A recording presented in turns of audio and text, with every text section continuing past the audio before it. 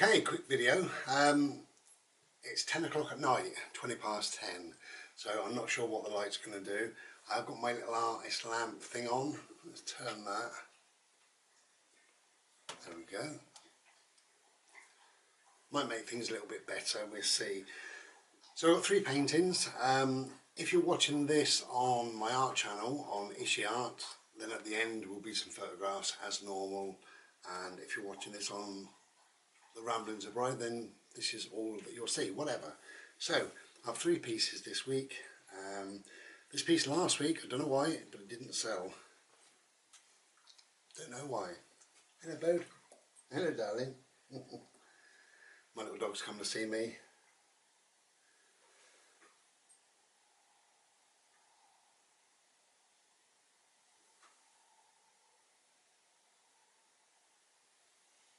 Bit sparkly and a bit nice, I think.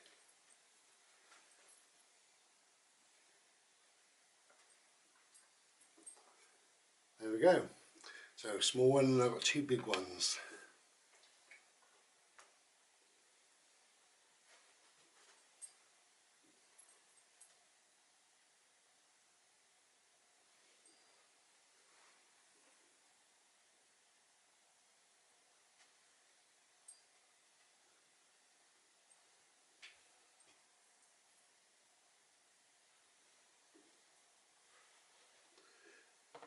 This one, it just started off as a bit of fun.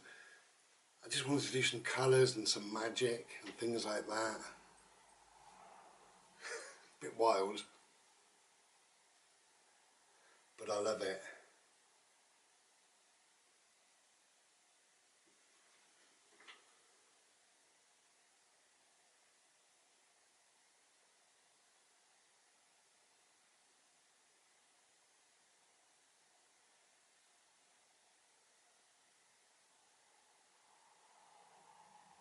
There you go.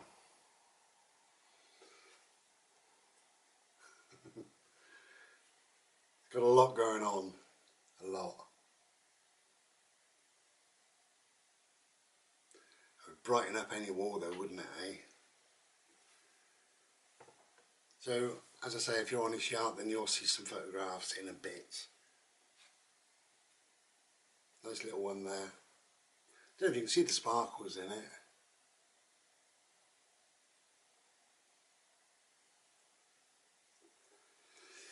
Okay, and two bigger ones.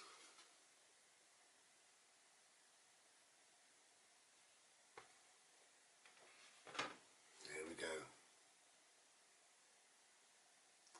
All these will be up on the 7th of Feb,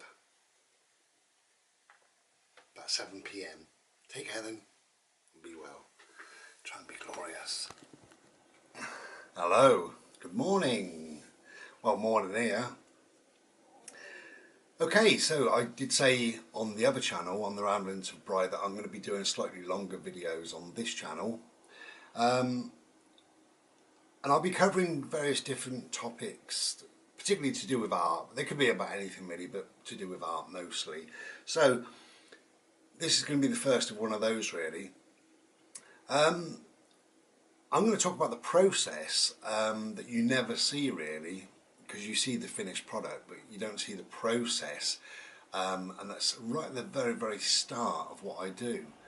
Now, I use canvas boards. Here's a small one. Okay, this is 7x5 canvas board. Now what I do, I use something called gesso. Gesso is a calcium carbonate compound. It's like paint basically, and I put, normally something like this I would put 2 coats on, sometimes 3. If the canvas is really toothy, then I would use 3. If the canvas is toothy, sometimes what I do is I sand it down.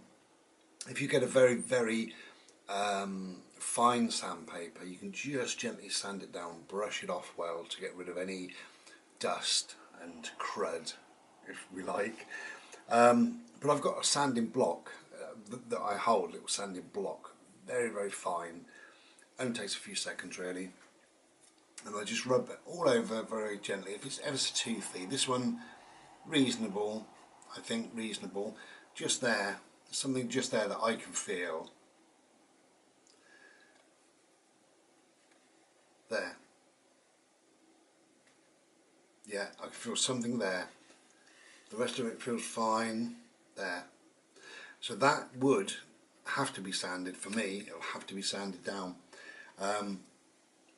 Then it's fairly smooth. Then I use 2 coats of gesso. I wait for it to dry between each coat. Sometimes I use each coat. Sometimes I use 3 coats. Depends on what sort of finish I want. The reason why you use gesso on canvas, probably fairly obvious really, but it makes it smoother. So it's less porous.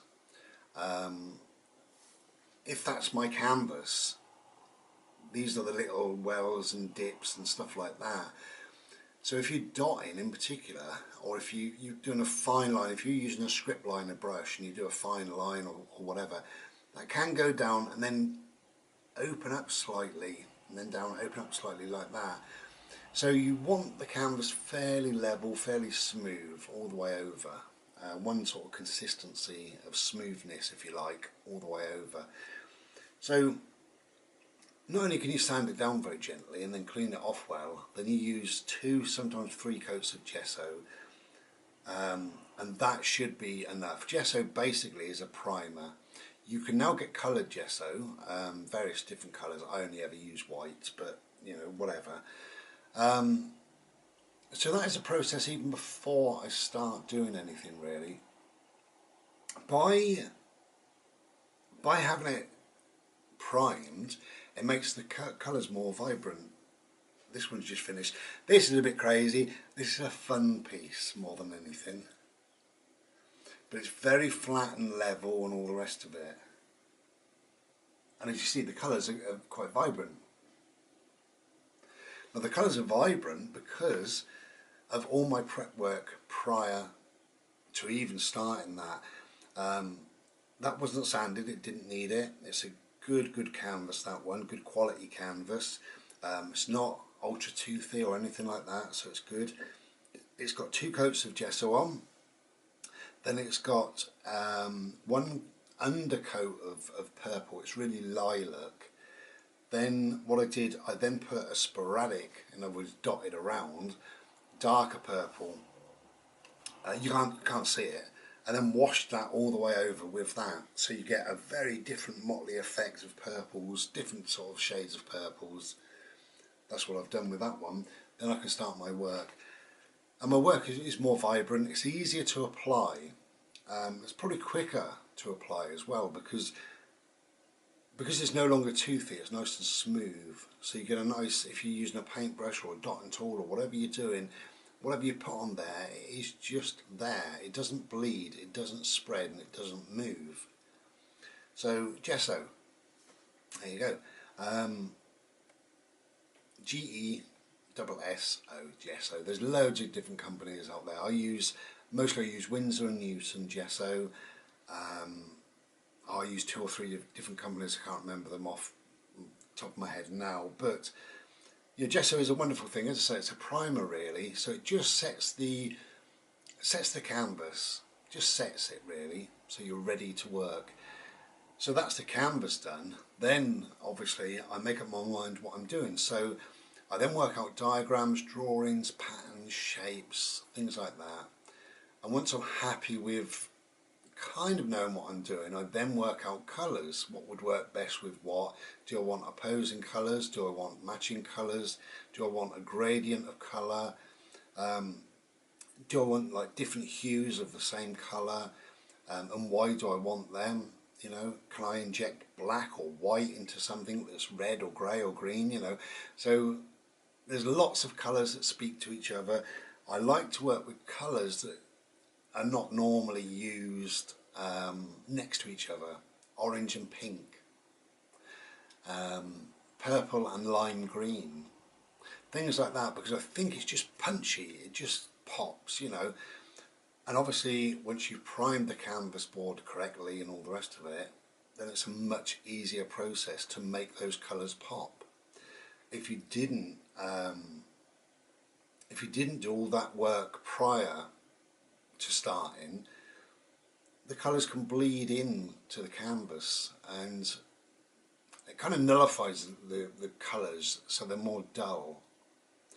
So I use gesso to protect the board, to protect the canvas, to make it smoother, to make the application of painting ultimately easier, and to lift the colours, the vibrancy and the punchiness of the colours. There you go, that's the start of one of my longer videos for you. Gesso, take care and be well.